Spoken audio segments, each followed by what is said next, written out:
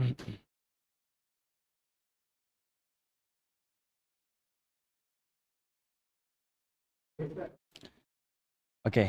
bismillahirrahmanirrahim. Assalamualaikum warahmatullahi wabarakatuh. Alhamdulillahi rabbil alamin. Nahmaduhu wa nasta'inuhu wa nastaghfiruh wa na'udzu billahi min syururi anfusina wa min sayyiati a'malina. May yahdihillahu fala mudilla lahu wa may yudlil fala hadiya lahu.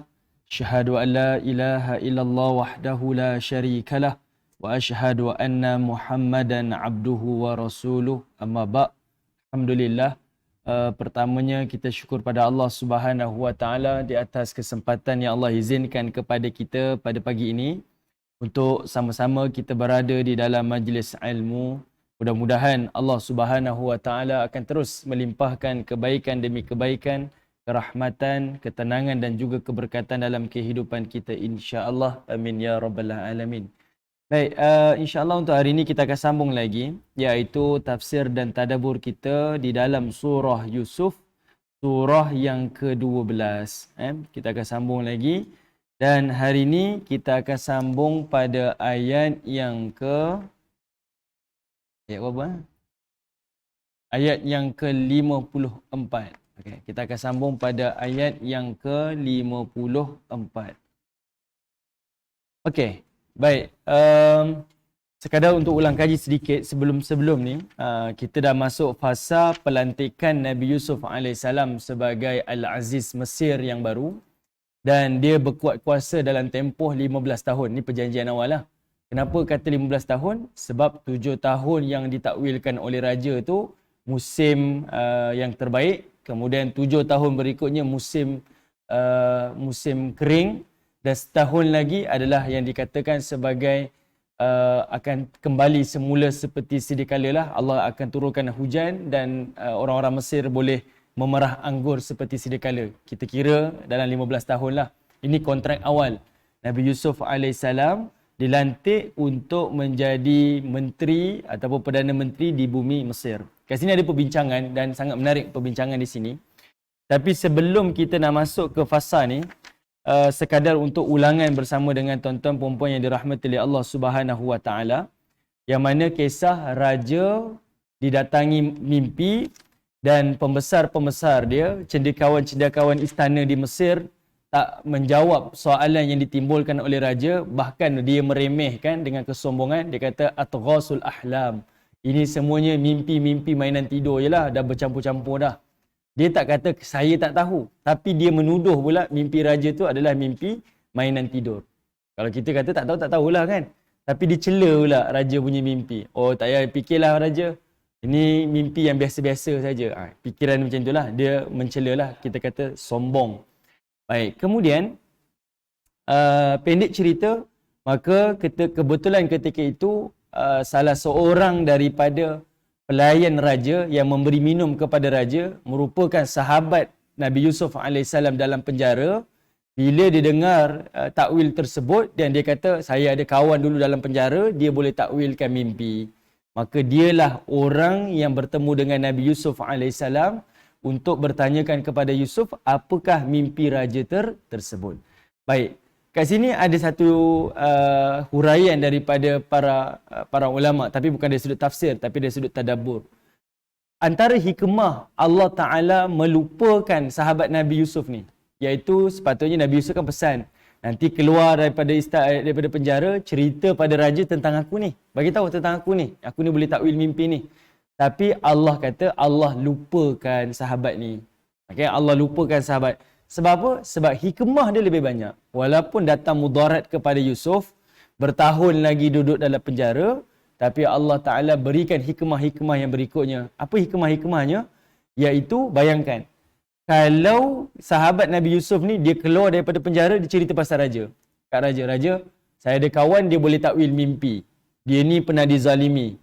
Kalau raja ni jenis yang abai kan, okeylah. Saya tahu macam tu je lah. Sebab apa? Tak ada kepentingan untuk dia. Dia raja kan? Just tahu je, sekadar maklumat. Okeylah, tak apalah. Dia boleh abaikan. Ataupun kalau dia mendengar, okey tak apalah, kita bebaskan. Adakah Yusuf boleh jadi menteri? Tak boleh. Raja tahu, raja bebaskan. Betul? Dibebaskan awal. Tapi tak tahu. Tapi kemudiannya nak jadi menteri, tak mungkin. Sebab apa? Kronologi tu dah ada dah. Kerana Yusuf ada di dalam penjara, kawan tu boleh datang balik ke penjara, tanya pada Yusuf macam mana takwil mimpi raja. Yusuf keluar, baru jadi Perdana Menteri di bumi Mesir. Kronologi tu ada. Kita dapat pengajaran dekat sini, iaitu berdamai dengan takdir. Kadang-kadang ketentuan-ketentuan yang Allah letakkan dalam kehidupan kita ni, kita nampak macam tak baik, tapi hakikatnya baik. Kan? Ada orang berlaku kehidupan dia, takdirnya kemalangan. Tapi mungkin Allah nak mengelakkan kemalangan musibah yang lebih besar. Buatnya dia jalan jauh, tiba-tiba kemalangan yang mengorbankan nyawa, kita tak tahu. Allah menyelamatkan dengan datangkan musibah yang kecil untuk menyelamatkan daripada musibah yang besar. Kita tak tahu. Apapun bertitik tolak adalah sentiasa bersangka baik dengan Allah dan sentiasa kita berdamai dengan takdir Allah Subhanahu wa taala. Sebab itu kita sebut qadar Allah. Ini semuanya adalah takdir dan ketentuan daripada Allah Subhanahu wa taala. Dan di sini nanti kita akan dapat pengajaran. Allah sebut Nabi Yusuf ni beberapa kali dengan kalimah Yusuf ini adalah golongan muhsinin. Muhsinin. Tuan-tuan, ibu-ibu, ayah-ayah boleh tengok banyak kali Allah ulang Yusuf ni adalah muhsinin. Nanti saya akan explain kenapa disebut sebagai muhsinin. Okey, baik. Itu cerita yang kita dah bincang. Yusuf pun takwil. Tapi masa Yusuf takwil, okey, ibu-ibu boleh tengok balik. Tengok pada ayat yang ke-47. Ayat yang ke-47. 46, minta maaf. Ayat yang ke-47, betul, 47. Bila ayat yang ke-46, utusan tadi tanya pada Yusuf, datang, dah bertahun-tahun tak jumpa, tiba-tiba datang, dia kata apa?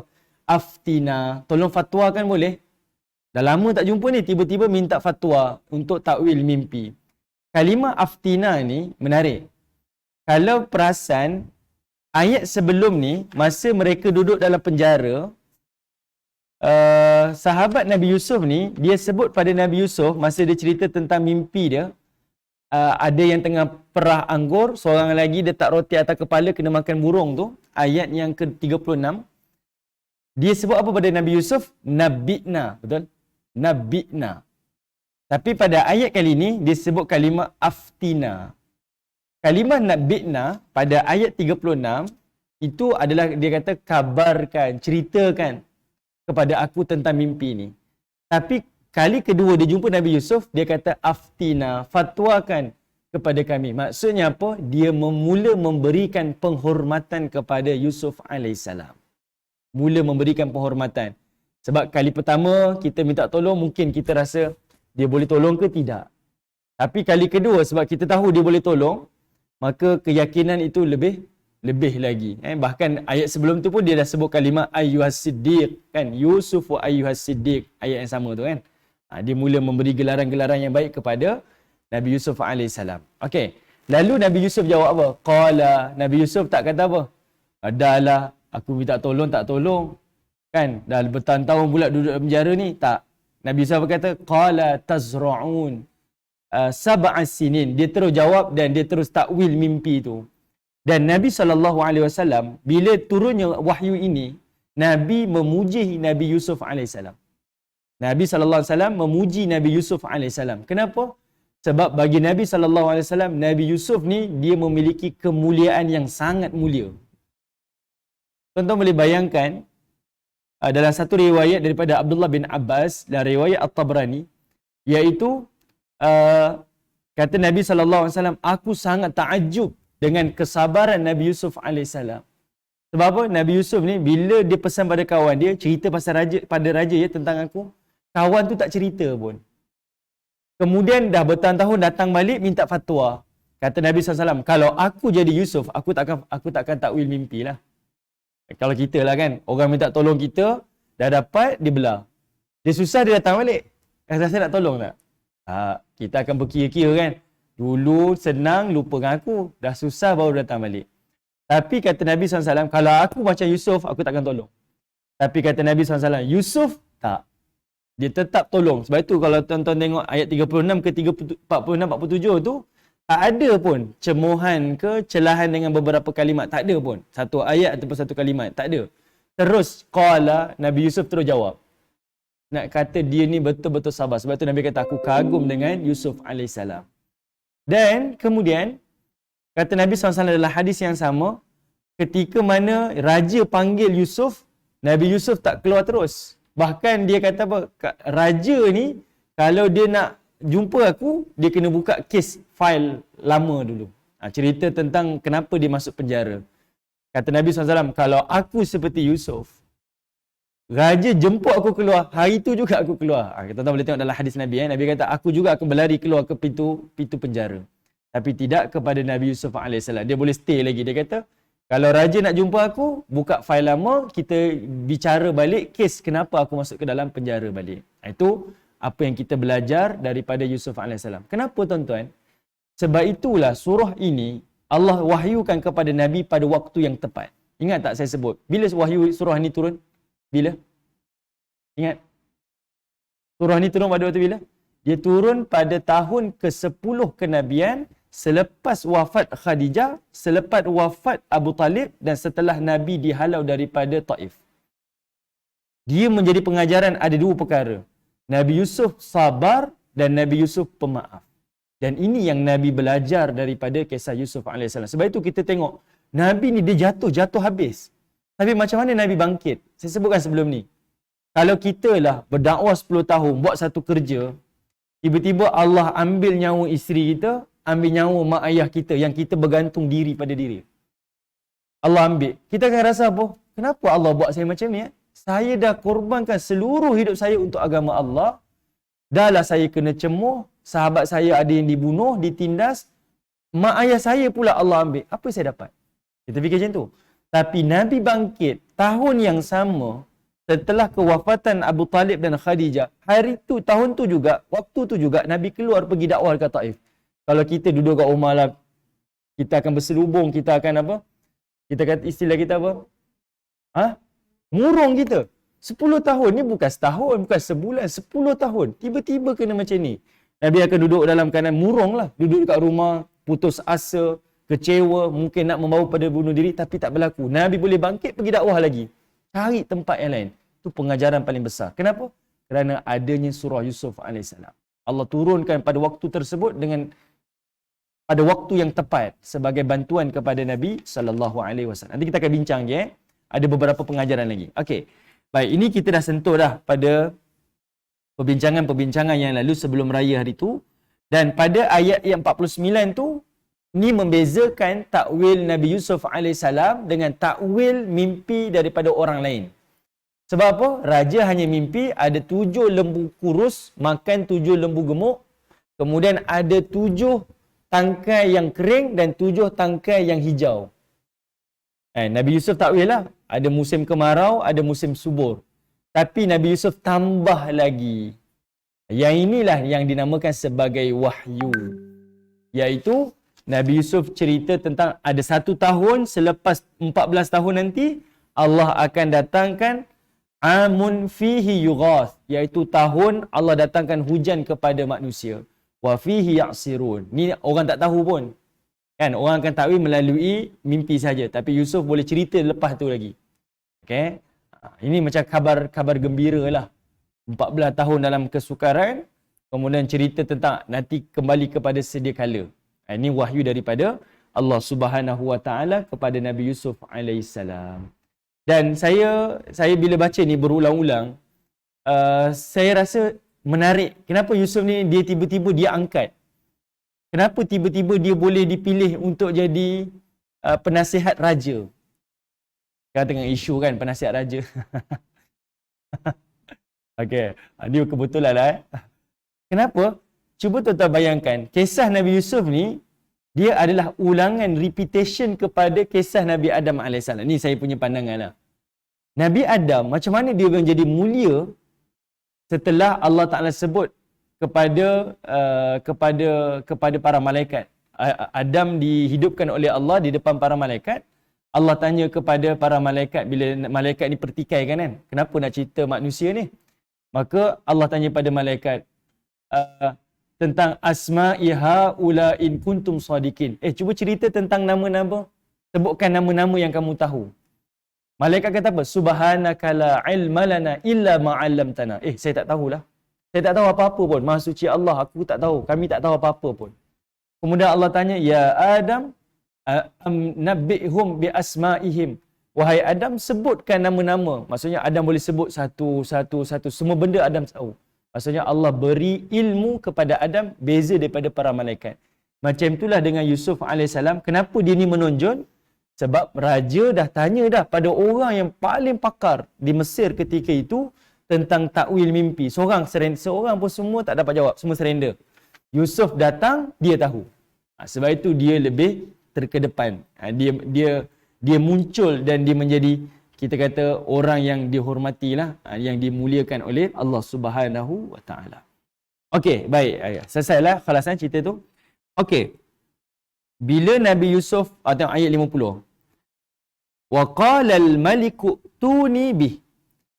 Bila Nabi Yusuf dah takwil, utusan tadi pun dah bagi tahu pada raja, raja pun kata apa? Bawa Yusuf kepada aku. Ni fi'lul amar Utuni bih. Itu fi'lul amar. Bawa Yusuf kepada aku. Maka datanglah ja'ahur rasul, yang tadi tu siapa nama? Utusan tadi tu, pelayan raja tu pergi jumpa dengan Yusuf AS di penjara lagi sekali, bagi tahu, raja nak jumpa engkau lah. Qala rji', kata Yusuf AS, irji' ila rabbik. Patah balik, kau balik.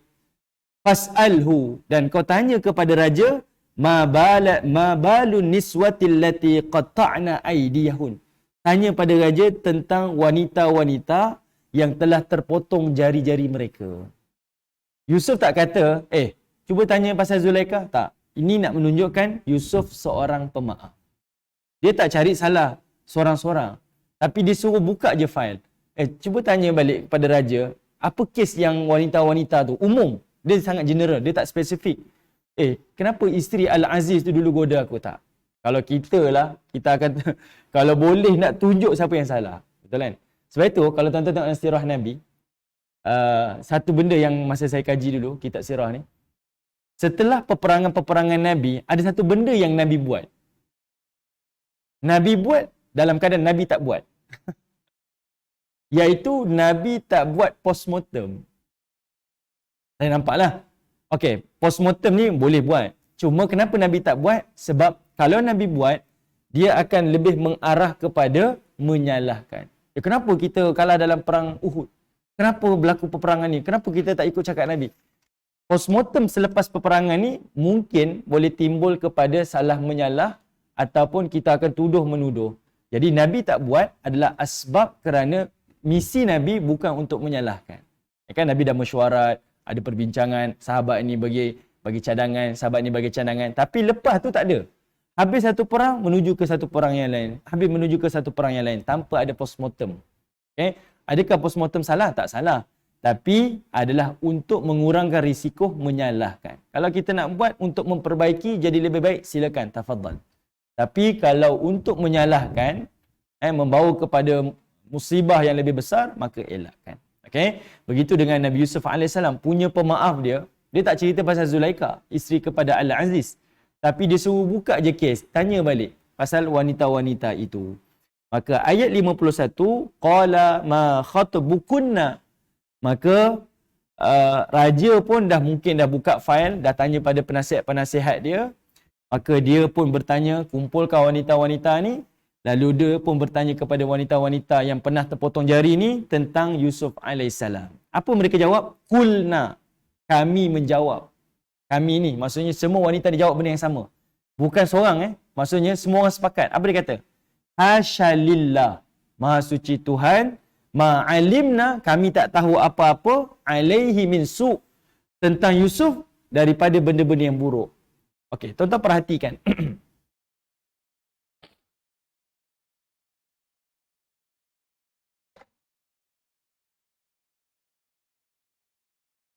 Semua wanita ni Allah kata kulna, mereka sepakat Tak ada orang yang berbeza, semuanya sepakat. Apa dia kata? Hasya lillah ma alimna, kan? Dia kata Maha suci Tuhan, kami tak tahu apa-apa tentang Yusuf min su. Su ni disebut dalam bentuk nakirah. kata nama am. Okay. Maksudnya, seluruh wanita yang pernah terpotong jari itu mengiktiraf Yusuf tak pernah buat kejahatan. Kalau Allah sebut dalam bentuk makrifah, maksudnya kata nama khas, ertinya salah kejahatan itu mungkin merujuk kepada satu peristiwa lah. Peristiwa tentang Yusuf termakan godaan kami mungkin. Tapi kalimah umum ni nak menunjukkan Yusuf tak pernah buat salah. Walaupun mana-mana kesalahan, mana-mana peristiwa, tak pernah buat salah. Dan ini menolak dakwaan, kalau ingat lagi masa permulaan kita bincang dulu, ada sebahagian daripada riwayat-riwayat mengatakan Nabi Yusuf alaihissalam pernah melakukan perzinaan ataupun hampir mukaddimah perzinaan dengan Zulaikha. Ingat tak saya bincang dulu awal dulu tu. Okey, yang masa Zulaikha goda Nabi Yusuf alaihissalam, ada yang mengatakan Nabi Yusuf ni berzina, ada yang kata Nabi Yusuf mukaddimah zina dengan Zulaikha. Tapi yang ini memberi jawapan, iaitu dalam bentuk nakirah umum. Tak pernah, Yusuf tak pernah buat jahat. Boleh faham? Okay, ini penting. Walaupun benda ni nampak macam simple ayat tu, tapi dia adalah dialog. Dialog tu maksudnya satu kesaksian daripada wanita-wanita yang terlibat berkaitan tentang Nabi Yusuf AS. Lepas tuan-tuan tengok kalimah-kalimah ni Allah sebut, lah kali tu Allah iktiraf Yusuf ni siapa. Nanti tuan-tuan akan tengok ini mukjizat bahasa Okey, kemudian qalat imra'atul aziz. Ayat 51 tu maka berkatalah Zulaikha. Okay, saya minta maaf tuan-tuan okey. Kat sini Yusuf tak datang Yusuf tak keluar. Yang ini raja baru kumpulkan wanita-wanita ni untuk buka fail kes lama Nabi Yusuf alaihissalam. Maka katalah Zulaikha, al-an hashasa. Maka sekarang ni, hari ini hashasa. Telah teranglah. Has ni maksudnya terpotong Hasu maksudnya terpotong. Has dia macam kalimah zalzal. Zalzalah kan? Zal tu maksudnya goyang. Zal tu maksudnya goyang, tapi zalzalah tu maksudnya betul-betul goyang. Dia itu kalimah dia lah. Jadi has ni terpotong. Has ni macam terpotong. Potong ni kita sebut qata' lah, qata'. Kalau kita kata nas ini secara qat'i, maksudnya secara apa? Secara terang. Maksudnya dah diputuskan dah. Potong itu qata'. Jadi kalimah has dekat sini dah terang lah sekarang ni. Tak ada yang sama-sama dah. Yang benda al-haq, perkara yang benar. Ana rawattuhu. Aku yang menggoda Yusuf alaihissalam. Wa innahu laminas sadiqin. Dan sesungguhnya Yusuf itu adalah orang yang benar. Ini pengakuan kesaksian Allah rakamkan dialog ini sebab nak muliakan Yusuf alaihissalam. Ini bukan andaian-andaian. Tapi ini adalah ucapan daripada mulut Zulaikha. Kemudian Zulaikha sambung lagi. Dzalika liya'lama anni lam akhunhu bil ghaib. Demikianlah kata Zulaikha agar dia liya'lama sesungguhnya aku ni tidak mengkhianati dia bil ghaib daripada di sebaliknya. Okey, tuan-tuan perhatikan ayat 52 tu. Di sini ada dua tafsiran. Perhatikan kalimah akhunhu. Akhunhu.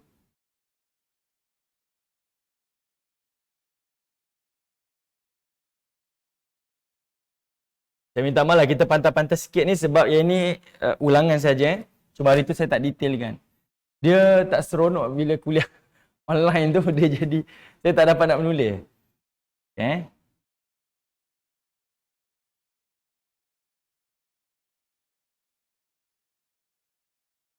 Salah.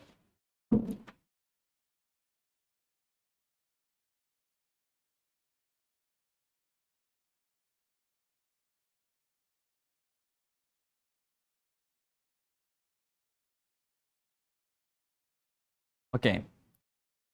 Hu ni ada dua tafsiran. Tafsiran pertama merujuk kepada Al-Aziz. Al-Aziz. Iaitu Zulaikha kata apa? Saya nak bagi tahu, saya tak pernah khianat kepada suami saya. Walaupun suami saya tahu yang saya pernah goda Yusuf, yang terkoyak baju Yusuf, Tapi saya nak bagi tahu saya tak pernah khianat, tak pernah meniduri Yusuf, tak pernah buat apa-apa dengan Yusuf dan Yusuf pun tak buat apa-apa pada saya. Itu tafsiran pertama. Okey, maksudnya khianat di belakang suami dia. Tafsiran yang kedua, akhun ni merujuk kepada Yusuf alaihissalam. Okay, merujuk pada Yusuf. Maksudnya sebab Yusuf tak ada lagi. Nabi Yusuf masih lagi dalam penjara. Ni Raji bincang awal ni, buka kes awal. Okey.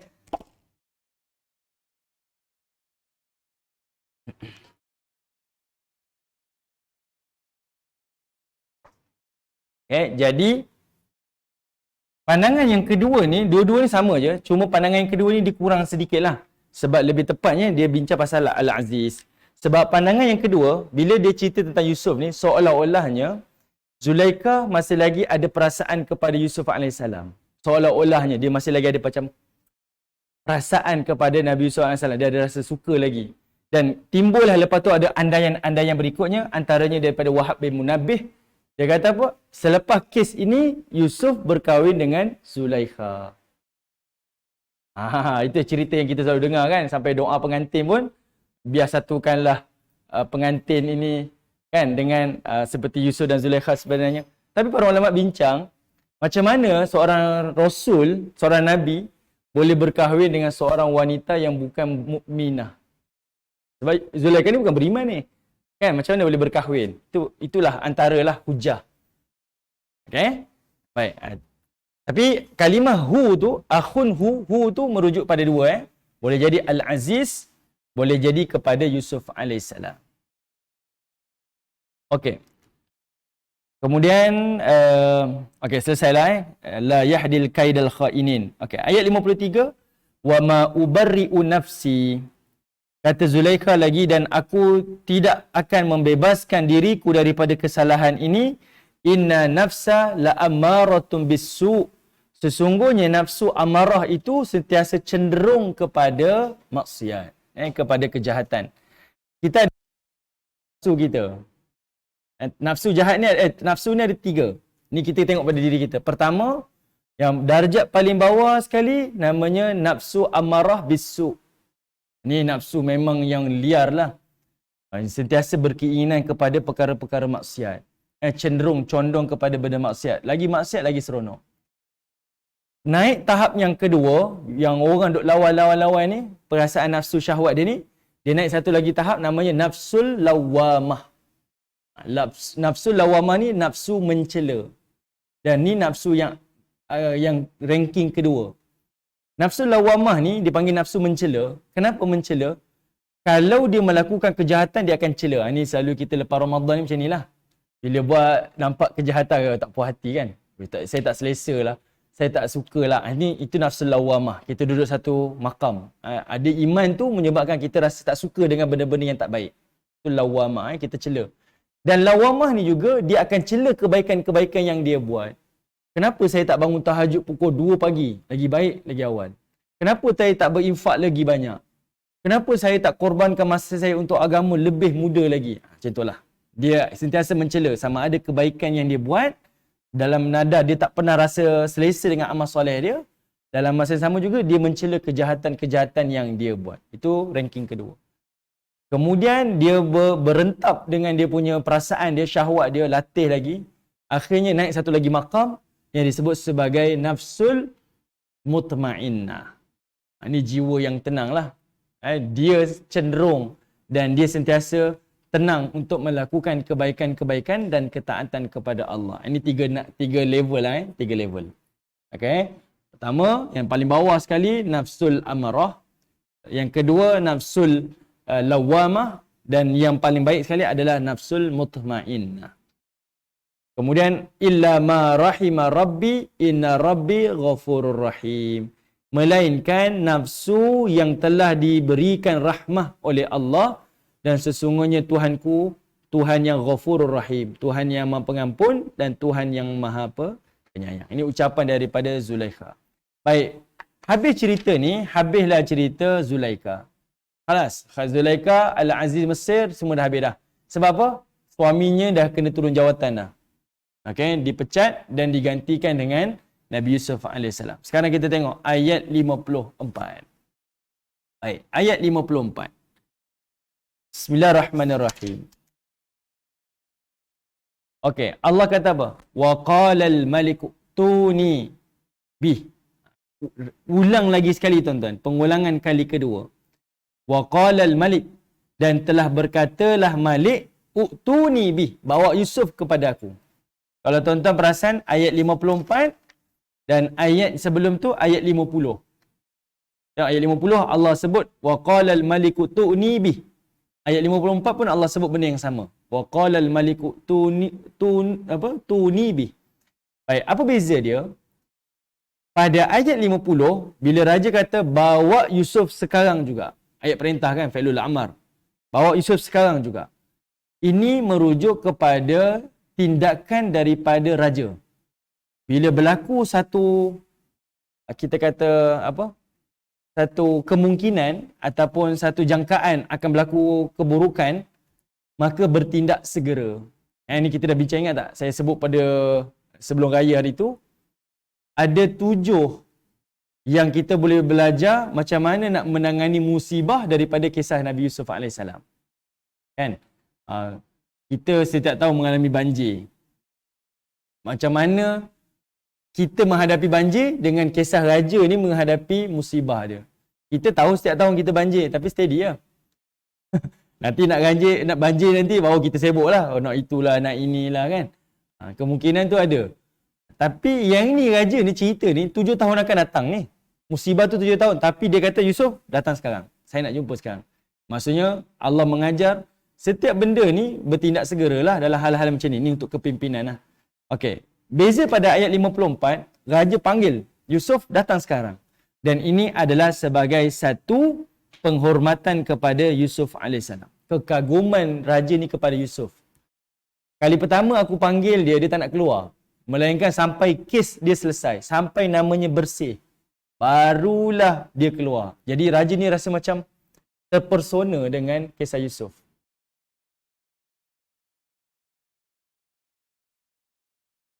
Tak sama. Okey. Okey, ni nanti kita akan tengok Pada ayat 55 lepas ni kan Yusuf akan offer diri dia. Saya nak jadi menteri. Oh, dia ada bincang juga. Kenapa pula dia ajar jangan rebut jawatan. Sekarang ni dia pula offer. Boleh tak saya jadi menteri? Contohlah. Kenapa? Kat sini nak tunjukkan raja ni dengan Nabi Yusuf ni dia berbeza. Saya nak cakap apa Siap. Macam ni. Ada satu, saya baca dalam satu tafsir. Tafsir ni ditulis di Mesir. Ni ulama contemporary lah. Syed Qutb. Dalam kitab tafsir fi Zilalil Quran. Syed Qutb ni dia tulis tafsir dalam penjara. Dia macam Buya Hamka juga. Beza dia, Buya Hamka tulis tafsir dalam penjara dalam bahasa yang lunak. Lembut je. Walaupun jiwa meronta dalam penjara. Beza dengan Syed Qutb, dia tulis dalam penjara, kalau baca tafsir dia dalam nada dia marah. Kita baca tafsir dia, marah ni. Kita boleh rasa dia marah. Apatah lagi, nanti kita akan tengok. Yang mana dia marah kepada pemerintah zaman dia. Ada orang kata apa? Kat sini menunjukkan kepada kita, contoh, keharusan seorang pemimpin Muslim boleh memberi khidmat kepada negara kafir. Contoh. Tapi dia kata sebenarnya tak boleh. Beza Yusuf dengan zaman hari ini, Yusuf walaupun dia memerintah di negara kafir, tapi tengok, hukum berada di tangan Yusuf. Beza dengan pemimpin Muslim yang bekerja di negara kafir, beza dia bekerja untuk mengikut telunjuk orang kafir, bukan mengikut hukum syariat Allah. Itu beza dia. Tapi kalau baca tafsir tu, kita tahu marah sungguh dia ni. Sebab dia dipenjarakan di negara Mesir. Itu Syed Qutb. Cerita Yusuf di Mesir dan dia dipenjara di negara Mesir. Nanti kita akan bincang, kita akan tengok. Memang dia rasa marah lah. Jadinya, kat sini tunjukkan Raja Al-Aziz dengan Raja ni beza. Kenapa? Pertama, dari sudut nama yang Allah beri tu memang menunjuk ada watak. Kedua, Raja ni dia sebagai pemilik negara je. Tapi yang bekerja, yang buat keputusan adalah Perdana Menteri Al-Aziz. Ya, betul. Ada dua nama. Itu menunjukkan ada dua watak. Satu lagi, memang kita akan tengok lepas ni, apa-apa keputusan, tak ada sebut pun nama Raja dah. Tak ada sebut dah. Semua keputusan nak bagi gandum ke, nak bagi bantuan ke, semua Yusuf. Maksudnya buat keputusan, decision maker dia Yusuf. dia Perdana Menteri. Raja pemilik negara je. Dia hanya upah orang untuk buatlah apa yang terbaik untuk negara. Macam tu je.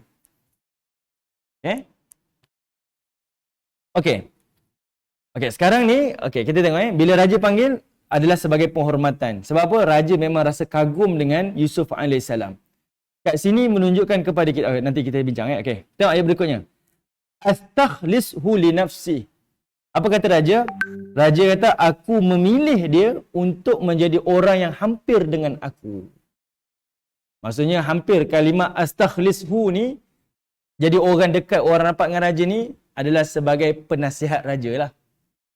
Raja tak angkat lagi Yusuf sebagai menteri tau. Dia baru memberikan kedudukan yang baik kepada Yusuf. Daripada seorang banduan, sekarang dia jadi orang yang dipercayai, orang yang hampir dengan aku. Sebab apa? Raja dah tertawan dah dengan sifat Yusuf alaihissalam. Kemudian apa yang raja kata apa? Falamma kallamahu. Maka setelah dia berbual-bual dengan Yusuf alaihissalam, qala, raja pun cakap, innaka, sesungguhnya engkau wahai Yusuf, al-yauma, mulai hari ini, ladaina makinun amin. Aku berikan kamu makin, kuasa dan tempat. Amin, dan juga memberikan kamu ketenangan. Baik, kat sini menarik. Sebab apa? Sebab kata Syed Qutb, dia kata inilah bezanya pengampu raja. Syed Qutb dia duduk penjara kan. Beza pengampu raja dengan orang yang menjaga kemuliaan diri dia. Yusuf bila raja offer dia, dia tak ada pun pergi sujud dekat kaki raja ataupun dia duduk mengampu-ngampu raja. Dan dia tak pernah ngaku pun dia salah. Hari ini tuan-tuan boleh tengok masyarakat kita yang tak salah mengaku salah. Kan, semata-mata nak dapatkan perhatian daripada seorang penguasa, seorang pemilik untuk tunjuklah saya, tengoklah saya ni orang yang akan beri seluruh hikmat pada kamu. Tapi Yusuf tak, dia menjaga penghormatan diri dia. Dan setelah dia jaga kehormatan diri dia, penghormatan tu datang secara automatik. Faham tak? Bila kita mengejar satu jawatan, kita akan jadi hamba kepada jawatan tu. Orang tak muliakan kita, orang akan tengok kita, orang tengok menyampah kan, kaki pengampu ni kaki kipas ni. Tapi bila dia muliakan diri dia, raja offer lah apa, saya tak. Raja selesaikan saya masalah dulu, bersihkan nama saya dulu. Penghormatan tu datang selepas itu. Saya tak nafikan, Syed Qutb menulis tu dengan mungkin ada perasaan dia lah, dari sudut perasaan dia. Dia ada bertengkar dengan siapa-siapa sampai dia masuk penjara. Saya tak nafikan. Tapi pengajaran tu saya rasa betul, sangat betul. Bila kita jaga penghormatan diri kita, automatik penghormatan tu akan datang. Bila kita yang meletakkan belenggu kat kepala kita ni, sampai orang boleh tarik-tarik kita, kat situ siaplah.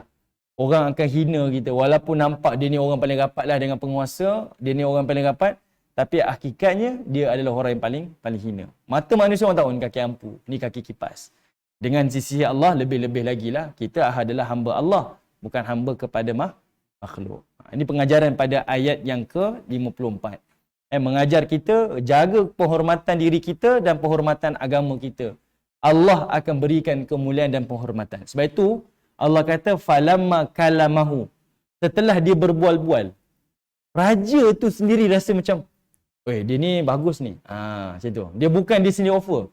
Tapi raja sini tengok. Dan raja kata, qala, raja kata, innakal yaum, mulai hari ni, ladaina, bagi kamu adalah makinun amin. Kamu ni mendapat kedudukan yang tertinggi dan menjadi orang yang dipercayai di sisi kami. Perhatikan kalimah makin. Makin ni adalah diberikan kekuasaan dan diberikan kekuatan secara bebas. Maksudnya dia tak terbelenggu dengan siapa-siapa. Ini satu penghormatan lah. Maksudnya, kamu buat apa yang kamu nak, silakan.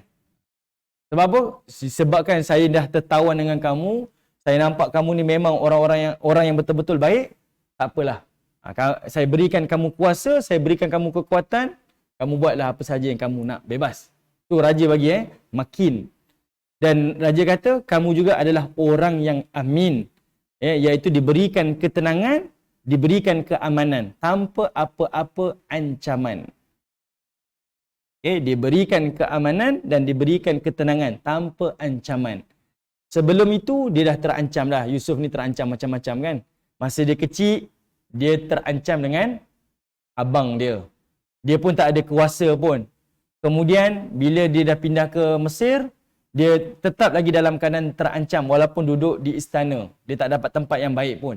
Okay? Sampailah dia duduk dalam penjara pun. Dijatuhkan hukuman, dizalimi dan sebagainya. Tapi asbab kerana Yusuf ni dia sabar. Ini disebutkan sebagai fasabrun jamil. Sabar yang betul-betul sabar ni, Allah berikan dia satu kedudukan yang paling terbaik. Sebab itu tak ada istilah orang baik akan tertindas. Selalu kita kan, orang baik ni tertindas lah. Nabi SAW kan ada 4 sifat. Dia siddiq, dia amanah, dia ada integriti dan dia juga bercakap benar. Tapi Allah sebut, Nabi tunjukkan kepada kita, selain kita ni kena baik, kita mesti ada fatonah. Fatonah tu apa? Kebijaksanaan. Sebab itu Yusuf, walaupun dia dizalimi, tapi dia ada strategi. Apa perlu dia buat, apa perlu dia rancang, macam mana dia jaga diri dia, kawal diri dia. Sampailah dia diberikan kedudukan yang terbaik. Kita tak jadi lurus bendul. Dengar buat sahaja kan. Orang suruh buat maksiat. Kalau fikir baik, Zulaikha suruh buat maksiat, ini perintah Tuan ni. Buat je lah. Itu maknanya tak bijak lah. Kan betul? Tak bijak lah. Tapi Yusuf bijak. Saya tak boleh buat ni. Ada benda yang sepatutnya saya kena buat. Ini perintah Tuhan, ini perintah Tuan saya. Beza. Jadi, kita boleh kata orang baik sebenarnya tak tertindas. Mungkin daripada zahir permulaan, ya. Nampak macam tu. Tapi asbabnya nanti akan beri kesan yang sangat baik. Sebab itu Nabi SAW, bila turun wahyu ni, Nabi nampak. 13 tahun aku berdakwah dekat Mekah ni, macam-macam. Kalau orang tengok ni macam orang bodoh lah, saya minta maaf sebut. Ini bukan nak kata Nabi. Tapi dah dibuat macam tu, dah di offer macam ni, dah buat macam ni. Nabi tak, aku tetap macam ni juga. Kekal macam ni juga, tetap lagi nak berdakwah. Orang kata kenapalah.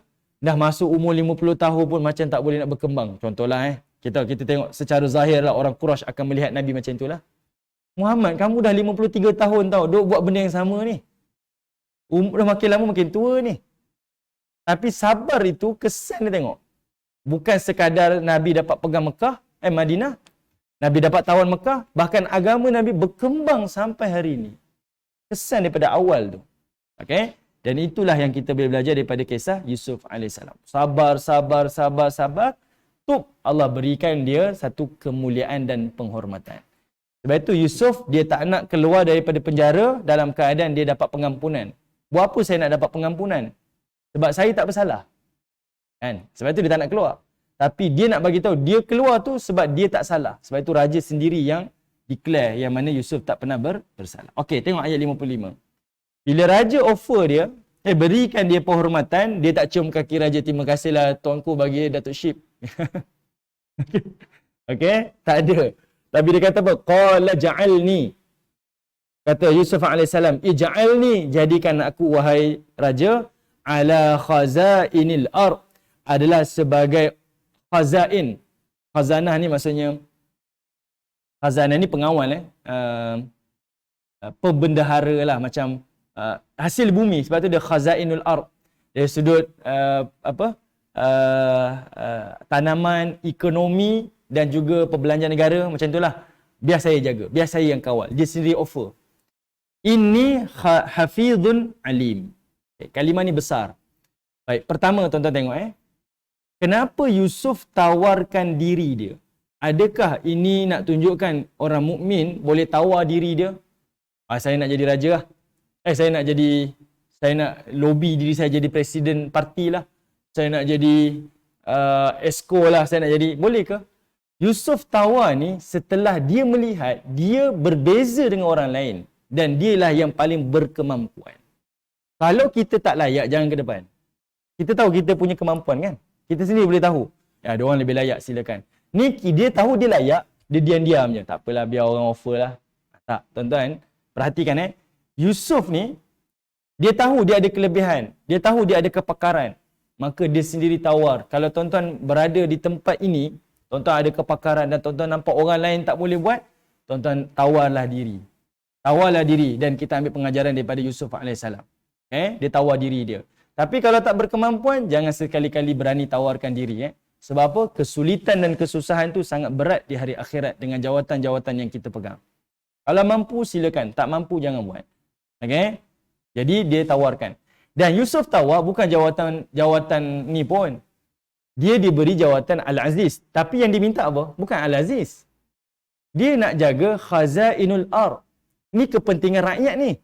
Saya nak jaga bahagian tanaman ni. Sebab dah tahu ada musibah akan datang. Jadi saya nak jaga benda ni. Saya bagi tahu macam ni tuan-tuan.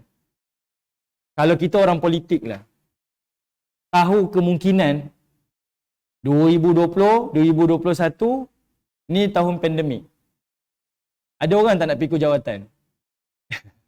Dia tak boleh buat apa-apa, duk fikir pasal pandemik saja. Ekonomi tak berkembang, ini tak boleh buat. Hanya fikir, oh kita kena bagi bantuan pada rakyat ni, kita kena ni. Rasa-rasalah kalau kita orang politik tahu ada andaian, kita nak pegang jawatan tak? Ini kita kerat kepala ni. Seolah-olahnya macam serahkan kepala kita, tinggal rakyat tengok, kau ni memang tak boleh buat kerja lah. Baik kita pegang jawatan dalam keadaan negara stabil, betul? Selalu logik macam tu kan? Yusuf tawarkan jawatan untuk dia dalam keadaan sukar, bukan dalam keadaan senang. Itu beza dia antara perbuatan Nabi Yusuf AS dengan perbuatan kita. Sebab tu dia tawar. Sebab satu, dia memang berkepakaran. Kedua, dia nak jawatan yang untuk masalah umum, masalah rakyat. Untuk masalah rakyat ni. Bukan untuk kepentingan peribadi dia. Okay? Dan jawatan yang dipegang adalah jawatan yang kritikal. Saya nak jaga tanaman. Sebab saya tahu lepas ni tanaman kita akan rosak. 7 tahun musibah. 2 tahun pandemik. Tuan-tuan tengok raya ni macam mana? Dapat KWSP, EPF keluar. Raya boleh. Tuan-tuan tengok macam mana? Deru-deru orang keluar kan? Bayangkan yang berlaku pada Nabi Yusuf ni 14 tahun. 14 tahun. Bayangkan kalau kita kena pandemik 14 tahun. Macam mana keadaan kita? Yang budak baru lahir pun dah boleh sekolah menengah dah. Tukar ni. Dia bukan benda dah berlaku. Benda ni akan berlaku. Dan Yusuf ni dia nampak, tempoh ni bukan tempoh sikit. Kalau orang politik 3 penggal, dia akan mengalami kesukaran. 3 penggal. Tapi dia ambil sebab itu adalah tanggungjawab. Ni Yusuf AS. Sebab itu dia nak jawatan khazainul ard.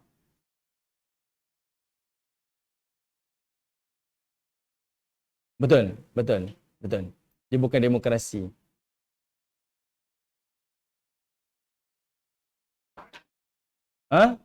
Monarki. Lepas zaman ni kan kita bincang raja sebelum ni. Lepas tu datang satu lagi zaman Firaun pula kan. Okey.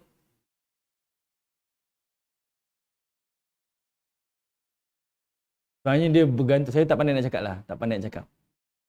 Tapi kalau tengok zaman Nabi SAW, dia tak macam itu pula. Kan? Demokrasi.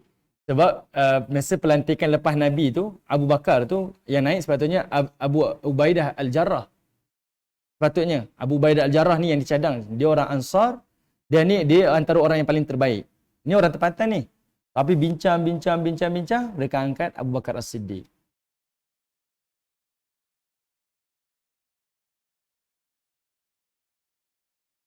Dia tak adalah keluar mengundi, tapi atas sepakat lah. Maksudnya, iyalah, berkelayakan lah. Tapi adalah undian lah kot dari sudut tu mungkin lah kan. Sebab orang Madinah, dia nak juga orang dia. Patutnya lah kalau kita fikir kan, dari sudut politik ni macam tu lah. Tapi tetap angkat orang daripada muhajirin juga kan. Wallahualam, saya tak pandai nak bincang. Okey, baik. Kita tengok sikit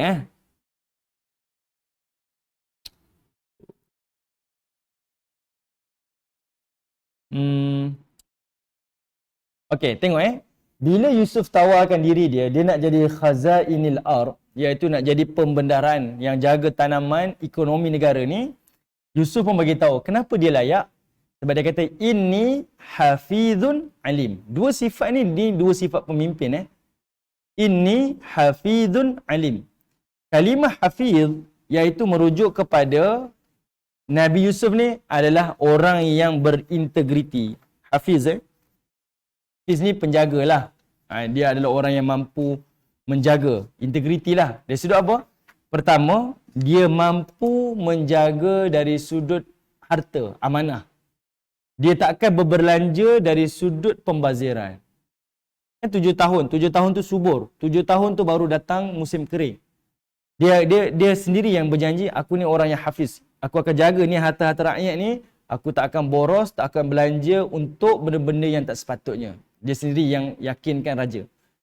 Kedua, Hafiz juga memberi maksud, Yusuf ni berintegriti, dia tak akan ambil satu sen pun harta tersebut untuk kepentingan peribadi. Maksud kalau kita nak jadi pemimpin yang bermain dengan duit awam ni, kita kena ada sifat ni. Hafizun alimun. Ini sifat Yusuf Dan ini adalah untuk kita juga. Kita tahu kita ni orang yang mampu jaga diri kita. Sekali-kali tak terangsang untuk ambil harta ni nak belanja, tak ada. Nanti tuan-tuan akan tengok bila Yusuf lepas ni dia akan jumpa dengan adik-beradik dia. Dia offer pada adik dia. Adik-beradik datang 10 orang. Ada seorang, kan dia ada 12 orang kan? Yang kan adik-beradik Yusuf ada 12 orang. Jadi kecuali Yusuf ada 11 orang. Yang datang jumpa Yusuf di Mesir 10 orang je. Seorang tak ada. Yusuf kata, bawa seorang lagi. Mana adik korang lagi? Seorang lagi. Bunyamin lah. Bawa, dia pun bawa. Yusuf ni dia bagi bantuan. Tapi dia tak bagi dengan harta Mesir. Dia bagi dengan duit poket dia sendiri. Nanti tuan akan jumpa depan ni ayat dia. Nak cakap Yusuf ni memang hafiz. Dia betul-betul berintegriti dengan dia, tak ada kepentingan peribadi. Dan dia juga adalah orang yang mampu kawal. Harta negara ni dia tak akan belanja dengan sewenang-wenangnya, pembaziran dan sebagainya. Dan dalam masa sama, Yusuf bagi tahu dia adalah orang yang alim. Berkepakaran lah, berpengetahuan dalam bidang tu. Dia bukan sebarang-sebarang. Ada orang dia amanah. Tapi tak pakar, tak boleh juga. Pandai buat kerja, dia jujur, tapi tak boleh buat kerja, tak boleh juga. Ada orang dia pakar, tapi tak amanah pun tak boleh juga. Jadi dua sifat ni dia seiring. Dia amanah, dalam masa sama dia juga berkepakaran. Okey, baik.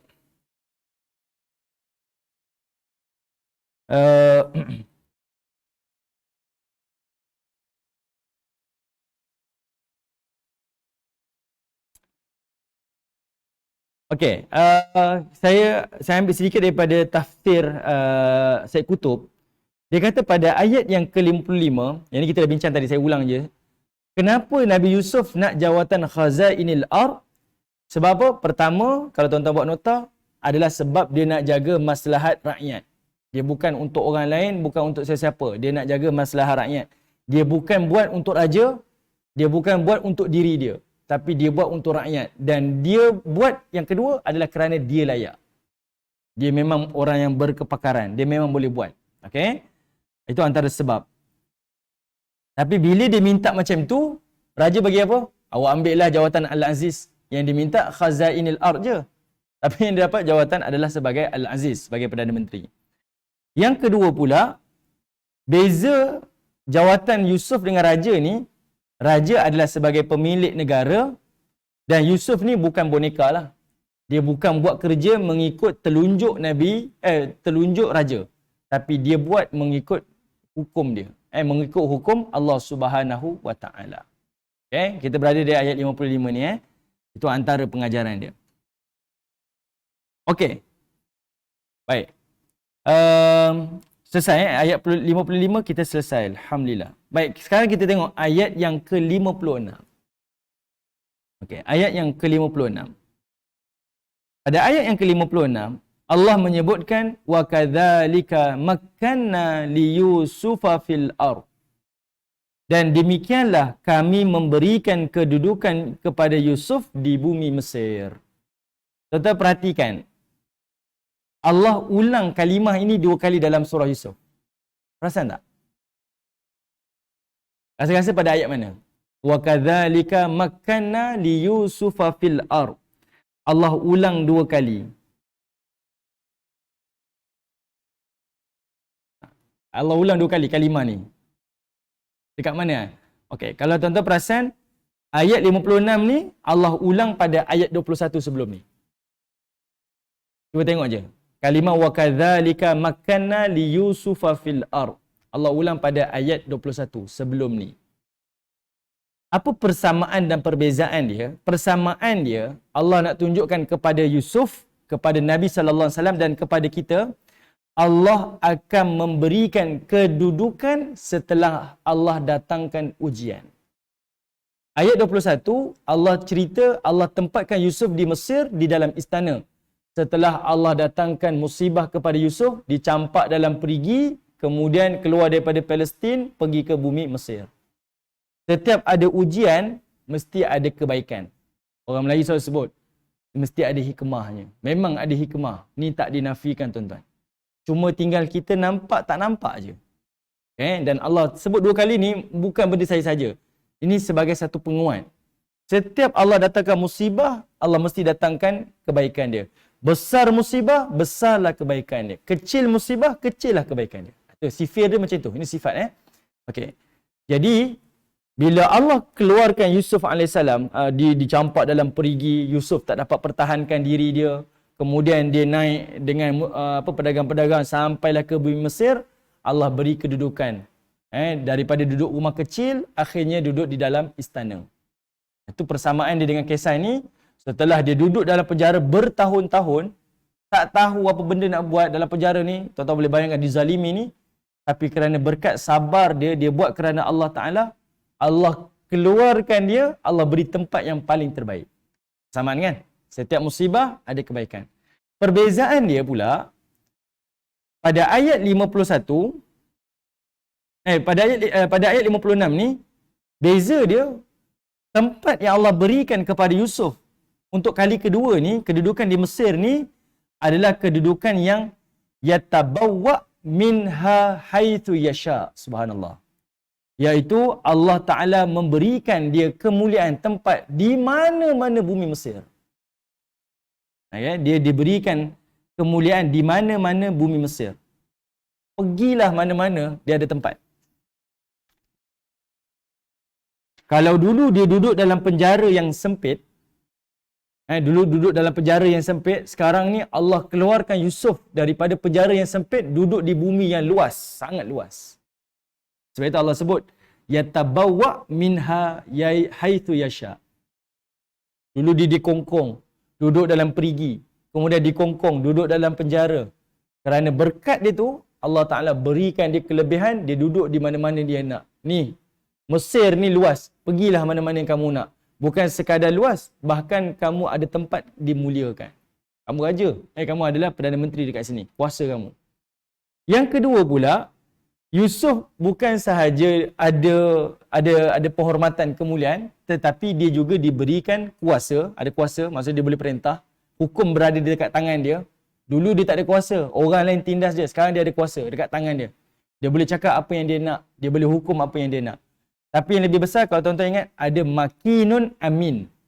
Makinun amin, ayat sebelum tu kan, raja bagi penghormatan kat dia kan. Makinun amin, ayat 44, 54. Iaitu dia dijamin dengan keamanan. Tak ada orang boleh ancam dia. Masa dia kecil, dia diancam oleh abang-abang. Masuk ke Mesir, dia ancam oleh Al-Aziz dan juga Zulaikha. Sebab berkat sabar dia, dia keluar, akhirnya dia berada di tempat yang paling terbaik. Selagi mana kita berada di jalan Allah, sukar mana pun dia akan diberikan kebaikan. Itu. Okay? Kita tinggal percaya tak percaya je lah. Yakin tak yakin je. Benda ni susah. Ni sebab soal keimanan. Nanti ibu-ibu tengok ayat berikut tu Allah ada cerita tentang iman. Benda ni susah. Saya tak nafikan tuan-tuan. Bila kita dalam keadaan susah, saya nak pilih kehendak saya ataupun kehendak Allah.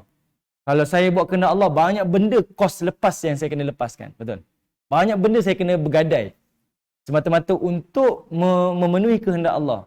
Ini dia akan bermain, dia berperang dengan jiwa kita kan. Tapi kalau kita betul-betul yakin dengan keimanan, jalan Allah yang paling terbaik. Sebab itu nanti tuan-tuan tengok ayat 57 tu Allah sebut kalimah amanu kat situ. Ini sifat orang beriman. Melebihkan kehendak Allah berbanding daripada kehendak kita. Okey, benda sukar lah, saya tak nafikan. Contohlah, saya contoh mudah macam ni. Kita kerja dekat rumah, suri rumah tangga penat. Zaman sekarang ni orang ada berniaga daripada rumah, online. Cakap dengan suami, bang, boleh tak ada pembantu rumah? Contoh. Ni saya bagi contoh Bang, boleh tak ada pembantu rumah? Suami pun kata, tak payah bantu rumah lah. Abang bagi awak pembantu rumah yang paling terbaik. Zikir subhanallah 33, alhamdulillah 33, Allah Akbar 34. Kan panggil zikir Fatimah kan. Fatimah tanya pada Nabi, boleh tak minta bantu rumah? Nabi tak kata ni, Nabi kata zikir. Kalau kita dengar suami kita cakap macam tu, apa perasaan?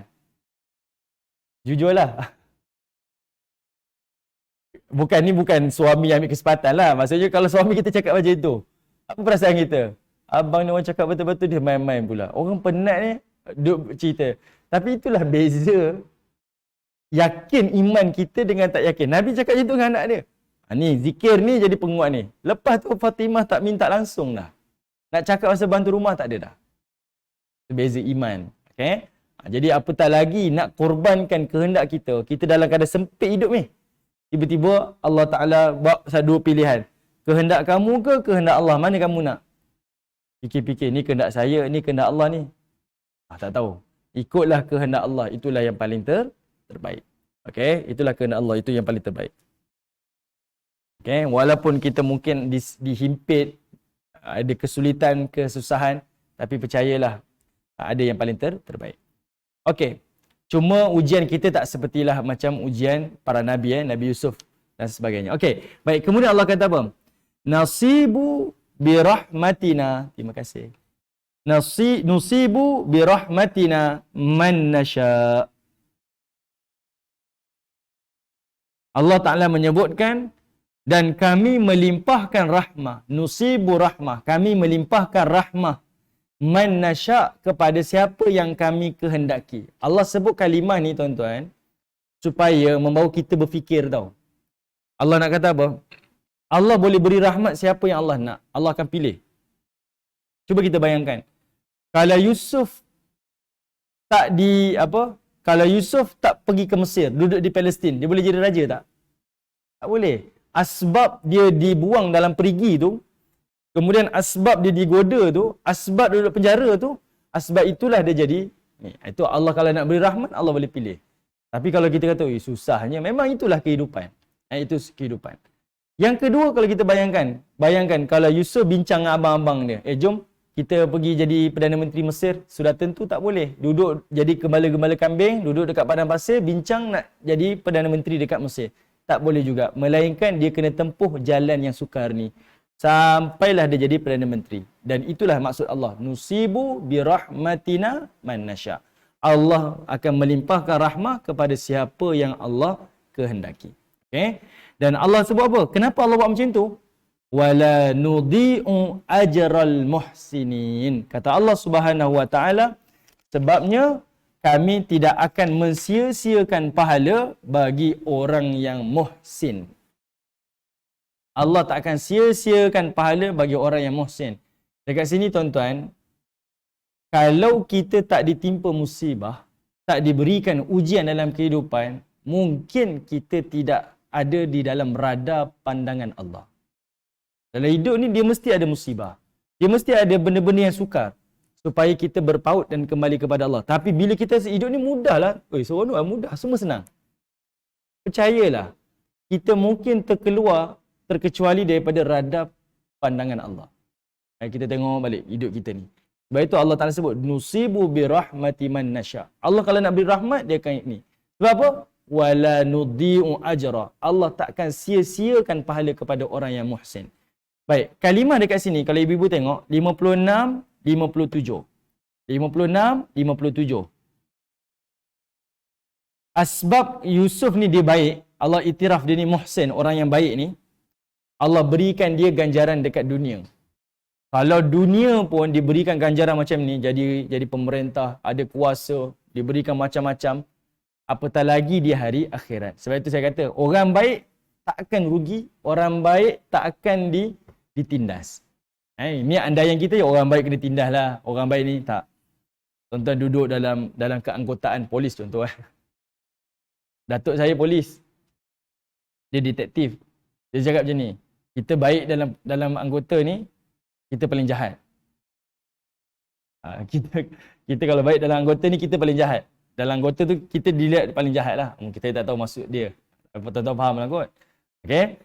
Jadi, setiap orang yang baik ni, dia tak akan ditindas. Allah akan beri ganjaran dekat dunia. Kalau kedudukan dunia, tuan-tuan boleh bayangkan, Yusuf dengan musibah, ujian demi ujian, musibah demi musibah ni, sekarang ni Allah berikan dia pahala, berikan dia bantuan. Kita tengok, Luar biasalah. Sangat luar biasa. Sangat luar biasa. Bayangkan kalau balasan dunia macam ni, balasan di hari akhirat lebih-lebih lagi. Ya, sebab itu Allah sambung lagi. Wala ajrul akhirah. Dan pahala di hari akhirat nanti khairul lilladzi adalah lebih baik bagi orang yang amanu wa kanu yattaqun. Adalah baik bagi orang yang beriman dan orang yang bertakwa. Tuan-tuan tengok ayat 56 57 ni Allah bukan sekadar nak cerita tentang kalau kamu baik, kamu dapat balasan dunia akhirat. Tapi Allah sebut ada 3 sifat kalau kita nak dapat kebaikan dunia akhirat. Pertama, muhsinin. Ini isim maf'ul.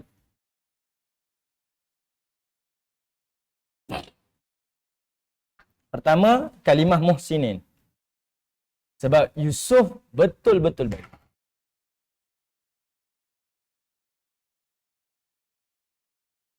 Ya, pertama, dia muhsinin. Kedua, dia amanu. Dia beriman. Ketiga, dia yattaqun. Dia bertakwa. Jadi orang baik, jadi orang beriman, jadi orang bertakwa. Okey, baik. Tuan-tuan tengok Yang ini ganjaran dekat dunia. Ni ganjaran untuk hari akhirat. Okay. Baik, tuan-tuan perhatikan. Kalimah muhsinin ni, isim maf'ul. Isim maf'ul dekat sini. Apakah yang dimaksudkan dengan dia ni orang baik? Allah tak sebut dalam bentuk mufrad. Allah sebut dalam bentuk plural. Muhsinin, dia ni betul-betul baik. Muhsinin ni, kalau tuan-tuan jumpa, kalau dia ni diiktiraf sebagai muhsinin, maksudnya dia ada 4 perkara. Pertama, dia orang baik. Memang orang baik. Kedua, dia ni orang yang sentiasa buat baik. Dan yang ketiga, dia orang yang sentiasa memberi kebaikan pada orang lain. Beza kan? Dia mula-mula jadi baik, kemudian dia buat benda baik, kemudian dia beri faedah pada orang lain juga. Dan yang keempat, dia membina suasana kebaikan. Ada orang dia baik, orang lain jahat. Dia tak boleh. Ada orang macam tu kan? Orang nampak dia baik, tapi kebaikan dia tu merosakkan imej orang lain, nampak orang lain salah. Dia macam tu. Tapi muhsinin ni, dia baik, dia buat baik, dia beri kebaikan pada orang lain dan dia bina kondisi ataupun keadaan yang baik di tempat dia. Mana-mana dia pergi tu kebaikan tu orang buat. Orang pun terikut-ikut kepada dia kebaikan. Itu namanya muhsinin. Dan itu ada pada Nabi Yusuf AS. Allah iktiraf. Kalau ibu-ibu perasan, kalimah muhsinin ni berulang-ulang dalam Quran. Khususnya dalam surah Yusuf, Allah highlight kepada Nabi Yusuf AS. Sebab itu dia diberikan pahala, ganjaran macam ni. Orang tindas dia steady ya. Orang zalimi dia steady je. Sebab dia orang baik, dia buat baik, dia beri kebaikan pada orang lain dan dia membina suasana baik dalam kehidupan dia. Yang duduk dalam penjara pun jadi baik. Okey, okey, kebaikan dekat sini juga.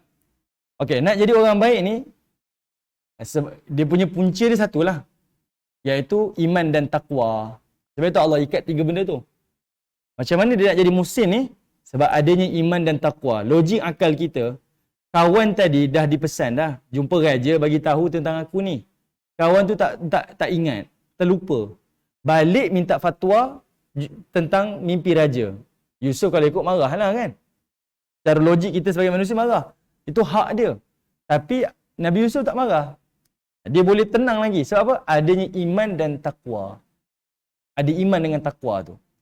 Dia dapat kebaikan dunia dan dia dapat kebaikan akhirat. Dan penting kat sini kita nampak, Allah tunjukkan kepada kita ada 3 kedudukan Yusuf. Pertama, masa dia duduk di dalam perigi, dia tak pernah cemuh pun adik-beradik dia. Perasan tak? Kan dia dah campak dalam perigi kan? Dia tak pernah cemuh pun. Bahkan nanti bila dia besar nanti, dia jadi gaji lepas ni, dia jadi Perdana Menteri, dia balas balik jasa baik adik-adik dia. Itu sebab dia muhsinin. Okey, sebab itu dia ada iman dengan takwa. Yang kedua, masa dia duduk dalam istana bersama dengan Al-Aziz dengan Zulaikha, dia tak pernah pun jadi orang yang sombong dan orang yang takabur. Tak pernah pun. Tak berubah sifat dia. Kalau orang lah daripada kecil membesar di tempat yang macam tu, kan semua disediakan, memang kaya raya, kita jadi apa? Kan dia akan jadi rosak kan? tapi Yusuf tak berubah. Ketiga, Yusuf duduk dalam penjara, tak berubah sifat dia. Dia tak jadi putus asa, dia tak jadi orang yang berhasad, dia tak jadi orang yang bermusuh. Tapi dia jadi apa? Dia tetap lagi dalam keadaan muhsinin juga. Okay? Lepas ni, dia akan muhsin juga setelah dia menjadi pemerintah. Dia tak beza-bezakan orang. Tuan-tuan akan jumpa lepas ni. Yusuf sendiri, dia yang pegang bekalan makanan dan dia akan serah seorang-seorang. Itu sifat muhsinin dia. Berterusan. Sebab itu Allah intiraf. Yusuf muhsinin. Dia tak akan dipersia-siakan kebaikan-kebaikan dia buat. Nak jadi muhsinin, dia ada amanu, iman tu kat situ, yattaqun, dan dia ada taqwa. Barulah terbentuk sifat baik. Sebab apa? Benda ni automatik. Dia tak boleh dibuat-buat. Kan? Ada orang buat baik berpura-pura kan? Tak boleh, susah. Kan? Lambat laun akan terselah juga sifat yang sebenar. Kan? Tapi Yusuf ni, memang orang boleh kata, dia ni memang baik lah. Kawan dalam penjara pun kata, kau ni baik, sungguh lah. Kau ni baik. Kenapa jadi macam tu? Sebab dia memang hidup sama dengan Yusuf dalam penjara. Memang itu yang ada pada Nabi Yusuf AS. Kerana ada iman dan juga ada taqwa. Okey. Okey. Tengok ayat 57. Allah sebutkan tentang iman dan Allah Ta'ala sebutkan tentang taqwa. Okay, Allah sebut tentang iman dan Allah sebut tentang taqwa. Orang baik dapat balasan dunia dan orang yang beriman dan bertakwa akan dapat balasan di hari akhirat. Okey. Baik, tuan-tuan yang dirahmati oleh Allah Subhanahu Wa Ta'ala. Taqwa ni benda yang sangat penting. Sangat penting. Cuba tuan-tuan buka surah Al-A'raf ayat yang ke-96. Surah Al-A'raf surah yang ke-7. Surah ke-7 ayat 96. Surah ke-7 surah Al-A'raf 7:96.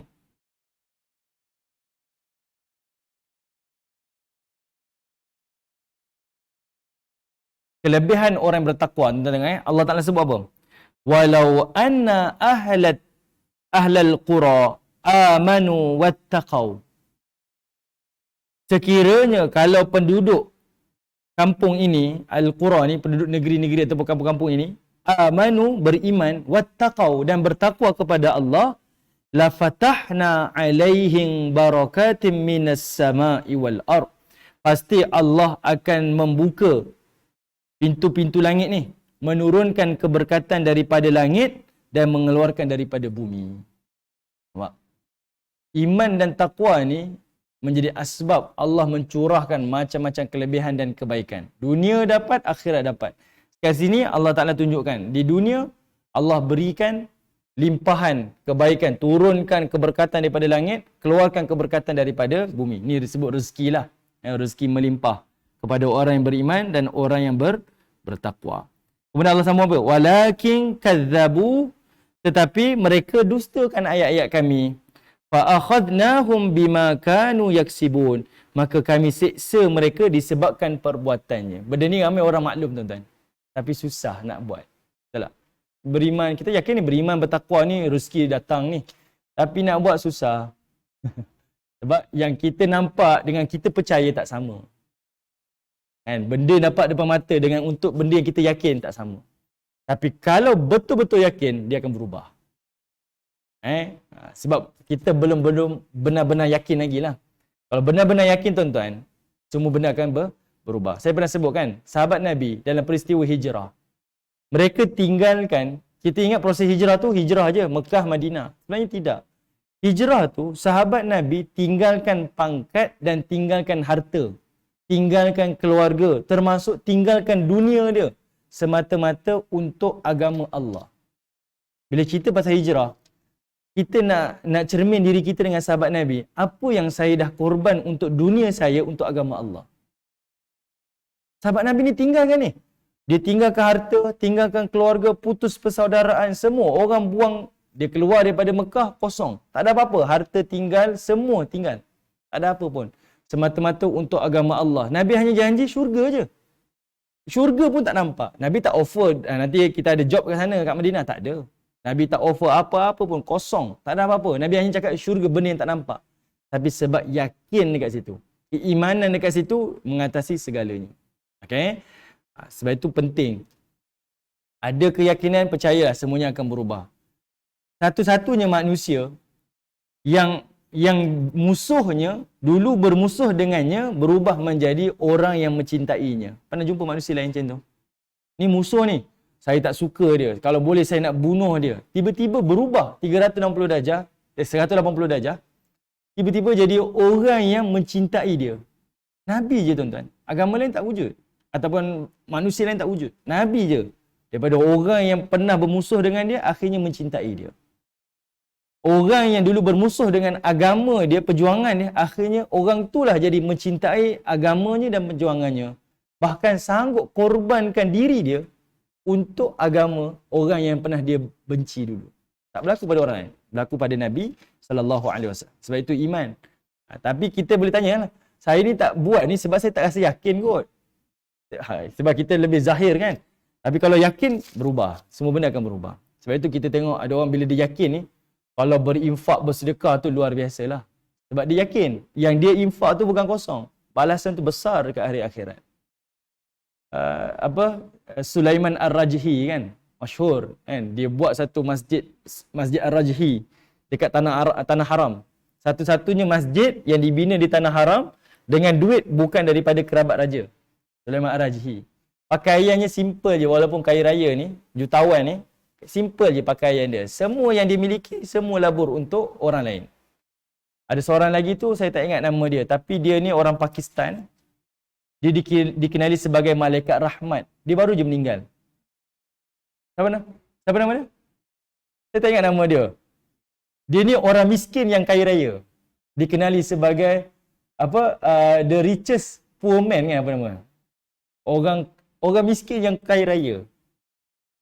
Dia ada ambulans dia ada dana pada kebajikan dia yang beroperasi 24 jam untuk hospital, jururawat, lengkap. Tapi miskin. Luar biasa lah, luar biasa. Ada orang Allah muliakan dengan kekayaan, ada orang Allah muliakan dengan kemiskinan. Macam mana dia boleh buat macam tu? Sedangkan kita tak nampak, dia dapat apa pun tak dapat apa-apa pun. Tapi iman, benda tu beza lah. Benda tu berbeza. Okay? Sebab tu kita tanya pada kita, saya ni benar-benar beriman ke tidak ni Kadang-kadang buat tu mengharapkan juga ada benda lain. Kalau boleh lah. Okey, baik.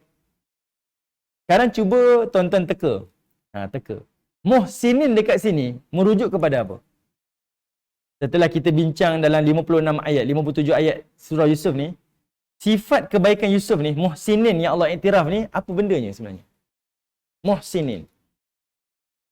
Yang Allah kata Yusuf ni betul-betul muhsinin lah.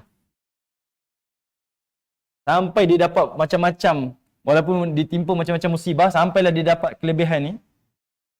Muhsinin yang Allah iktiraf kepada Yusuf ni, apa sebenarnya? Yelah, kalau kita cakap buat baik, jadi baik ni,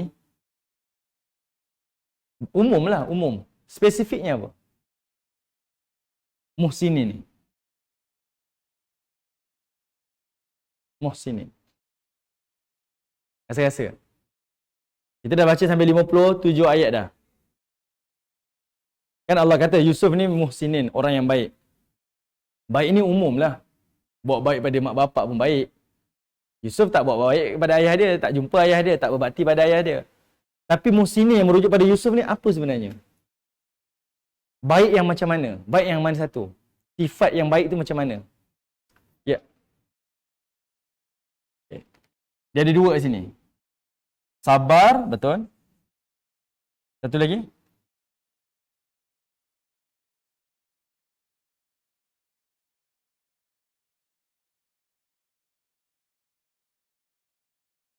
Pemaaf. Ini muhsinin yang ada pada Yusuf AS. Dan inilah yang menjadi kekuatan kepada Nabi SAW. Sebab itu Nabi sebut, aku ta'ajub betul dengan Yusuf. Nabi sini cakap, aku ta'ajub dengan Yusuf AS. Sebab dua sifat ni. Berlaku pada sangat-sangat sukar. Tak ada satu pun yang Yusuf cemuh, salahkan takdir. Apatah lagi nak berhasad, nak berdendam dengan orang yang pernah buat apa-apa pada dia. Tak ada. Tuan-tuan boleh tengok daripada awal sampai pertengahan surah ni. Tak ada satu pun Yusuf buat. Yang satu Yusuf balas. Tak ada. Okay. Ini sifat. Ini sifat. Sebab itu Nabi SAW, bayangkan surah ni kan turun tahun 10. 3 tahun sebelum Nabi hijrah. Nabi dah mengalami kesukaran dah, sampai jatuh terduduk dah. Sampai Allah ambil 2 nyawa orang yang paling Nabi dekat. Yusuf, ayah pakcik dia dengan Khadijah. Kemudian kita boleh kata 11 tahun berikutnya, iaitu pada tahun ke-8 Hijrah, 11 tahun berikutnya, Nabi buka kota Mekah. Fatu Mekah, peristiwa Fatu Mekah. Bila Nabi buka kota Mekah, Nabi solat di dalam Kaabah, kemudian Nabi sandar diri Nabi dekat pintu Kaabah. Nabi kata pada, ya ma'syaral Quraisy, wahai orang Quraisy, kata Nabi SAW, wahai orang Quraisy, apa yang kamu rasakan aku akan berikan kepada kamu. Nabi tanya ni, orang Quraisy ni, kita kata dalam tempoh 21 tahun. 21 tahun tindas Nabi. Nabi berdakwah 23 tahun kan. 21 tahun, orang Quraisy tindas Nabi. Tahun yang ke-21, 2 tahun sebelum Nabi wafat. Tahun yang ke-21 tu Nabi dah tawan, dah takluk Mekah. Nabi tanya pada orang Quraisy yang buat jahat dengan Nabi ni. Wahai orang Quraisy, apa pandangan kamu tentang apa yang aku buat kepada kamu nanti? Kalau kita lah duduk kat tempat Nabi 21 tahun, orang buat macam-macam, tahun yang kita dapat kuasa tu, siap lah. Betul kan? Tapi tuan-tuan tahu, bila Nabi tanya, orang Quraisy kata apa? Kamu adalah orang yang baik, anak kepada keturunan yang baik. Ini orang Quraisy punya diplomatik dia ni. Dah 21 tahun dia menindas Nabi, tiba-tiba bila Nabi tanya macam tu, dia kata, kamu ni orang yang baik, anak kepada keluarga yang baik. Lalu kata Nabi SAW, aku seperti Yusuf AS. Iaitu yang dipetik ayat yang hujung surah Yusuf, saya tak ingat ayat dia. Nabi kata apa? Yang mana Yusuf maafkan keseluruhan adik-beradik yang pernah buat apa-apa dia. Dan Nabi SAW pun macam tu. Dia maafkan keseluruhan orang-orang Mekah yang pernah melakukan kejahatan kepada Nabi SAW. Maksudnya kesan surah Yusuf ni sangat memberi kesan kepada Nabi. Sampai tahun ke-8 Hijrah, sebelum Nabi wafat tu, Nabi dah takwan kota Mekah, Nabi ulang dialog yang sama. Sangat-sangat memberi kesan kepada Nabi SAW, kisah Yusuf AS. Okay? Nabi memberikan kemaafan kepada orang-orang Mekah. Sebab itu, Allah Ta'ala sebut Nabi Yusuf ni, tentang Nabi SAW. Tuan-tuan buka surah At-Taubah. Tengok surah At-Taubah. Sekejap saya cek. Surah At-Taubah. Sekejap. Surah At-Taubah, surah 9. Ayat akhir sekali. Surah At-Taubah, ayat akhir sekali. Ayat 128, 129. Tengok sampai Allah iktiraf Nabi ni. Allah kata apa? Laqad ja'akum rasulun min anfusikum. Kami telah datangkan kepada kamu seorang rasul daripada kamu sendiri. Azizun alaihi. Dia akan rasa berat derita kamu. Kamu rasa berat, dia yang tanggung rasa berat tu. Tuan-tuan bayangkan Nabi punya sayang kat kita. Kita rasa beban ni, Nabi yang rasa tanggung. Allah sebut azizun alaihi ma anittum harisun alaikum. Kita rasa beban. Nabi kata, Allah kata Nabi lebih rasa beban lagi. Dia menjiwai perasaan kita. Kat sini kita kata empathy lah, empathy. Nabi ada rasa empathy. Kemudian Allah kata apa? Harisun alaikum. Dan Nabi SAW juga adalah tamak kepada kamu. Maksudnya tamak kebaikan kepada kita. Tamak. Nabi nak kebaikan tu ada pada kita. Punya tamak Nabi SAW. Dia nak bantu kita. Kemudian Allah kata apa?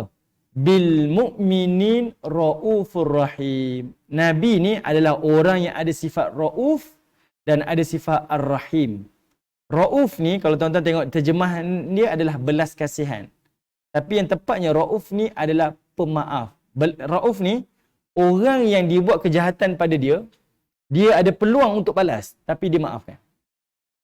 Bukan dia tak mampu. Kalau dia tak mampu tu satu, tak apalah saya tak mampu, saya maafkan. Itu beza. Ni Ra'uf ni, dia ada kemampuan, ada kuasa nak balas, tapi dia tak. Saya maafkan, saya tak akan buat apa-apa pada dia, walaupun saya mampu.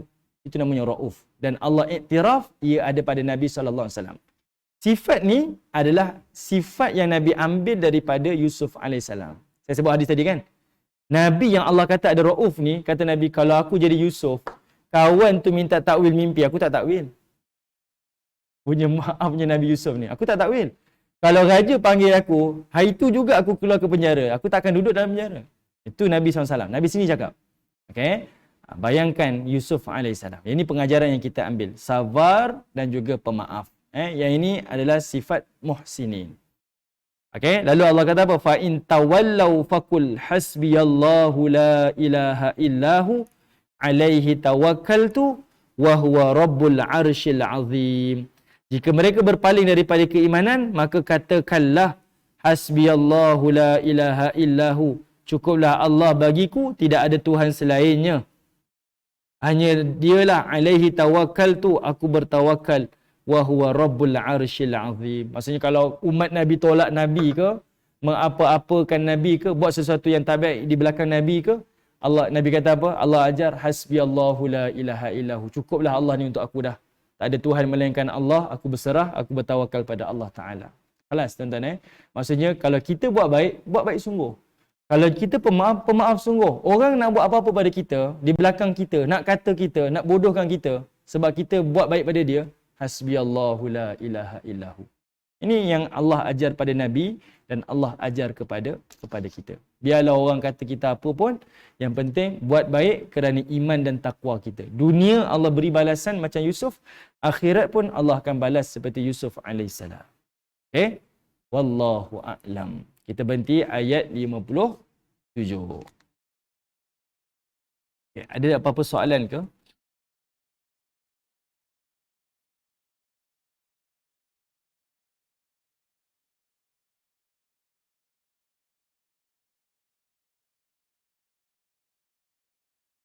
Lepas cerita ni tuan-tuan, lepas cerita ni, kita akan jumpa cerita adik-adik Nabi Yusuf datang. Adik-adik dia datang pula. Jumpalah. Tapi menarik yang nanti tuan-tuan akan jumpa, bila adik-beradik Nabi Yusuf datang jumpa Yusuf, pertama akan timbul isu. Kenapa adik dia nak datang? Adik dia kan duduk Palestin, tiba-tiba datang Mesir. Sebab musim yang kemarau ni, 7 tahun ni, dia bukan berlaku di Mesir je, tapi Mesir dan sekitar. Palestin kan sebelah Mesir kan? Ada sekitar, semua kawasan. Tak silap saya, kawasan tu dia tak panggil Mesir. Sebab itu Allah sebut kalimah Al-Ard. Allah tak guna kalimah Mesir. Allah kata Al-Ard ni sebab dia bumi yang dah ditetapkan. Zaman tu dipanggil sebagai Kanaan, macam satu wilayah lah. Kanaan tak silap saya. Wilayah yang untuk kawasan tu lah. Mungkin Mesir, Palestin ada beberapa.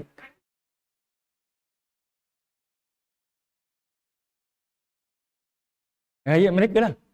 Tapi dia jadi daerah tu lah. Jadi kawasan tu semua kena. Yang kedua pula, nanti tuan-tuan akan tengok macam mana, saya soalan. Macam mana Nabi Yusuf boleh cam abang dia dan adik-beradik dia? Tapi abang dia tak cam dia. Kan nanti tuan-tuan akan jumpa ayat lepas ni. Yusuf ni dia cam, ni abang-abang dia datang lah. Abang dia boleh perasan dia.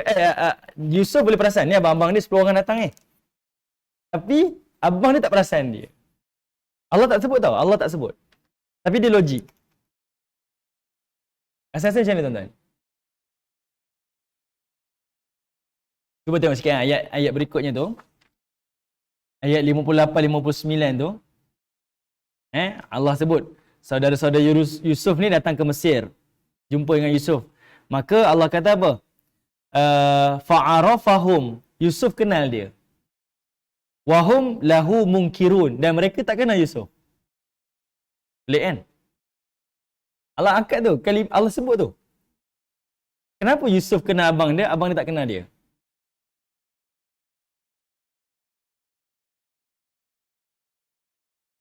Cara logiknya adalah, ini logik lah.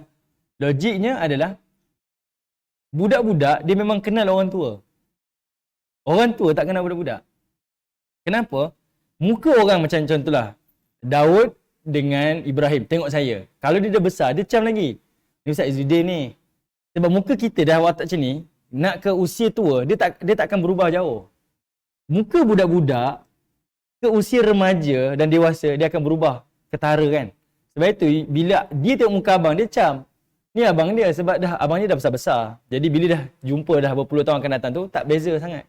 Tapi Yusuf yang dia buang tu umurnya 5 tahun ataupun kecil daripada tu. Dah umur ke usia dewasa, mungkin dah berjambang, berjanggut. Dia tak cam lah. Boleh faham? Itu logik dia lah. Logik dia macam tu. Logik dia macam tu. Kita tak ingat muka mak ayah kita pacik-pacik kita secam. Tapi kalau jumpa orang tua, kau anak siapa ya?